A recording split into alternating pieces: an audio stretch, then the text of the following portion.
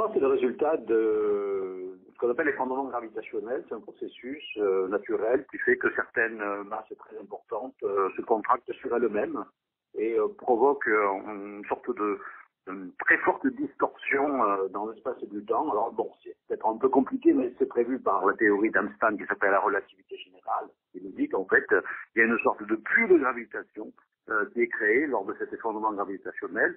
Et ce puits de gravitation se traduit par des propriétés très étranges qui sont celles d'un trou noir, c'est-à-dire c'est une région de l'espace et du temps tellement distordue et déformée que quand on y pénètre dedans, on n'a plus assez d'énergie pour en ressortir, même si on est à un rayon lumineux. Donc rien ne peut sortir d'un trou noir. On soupçonne depuis très longtemps que les trous noirs existent. Jusqu'à présent, on avait ce qu'on appelle des signatures indirectes, c'est-à-dire que le trou noir lui-même, évidemment, on ne le voit pas, puisque je viens de vous dire qu'il était par définition invisible. Et ce que l'on peut observer, c'est en fait le comportement de la matière qui est autour. Par exemple, un trou noir peut être entouré d'un disque de gaz, un gros trou noir peut être entouré également d'étoiles, et cette matière qui est autour va se comporter d'une manière particulière en chutant vers le trou noir. Et donc nous avions développé tout un ensemble de modèles qui prédisaient le type de choses, de signaux électromagnétiques ou gravitationnels que l'on pourrait recevoir.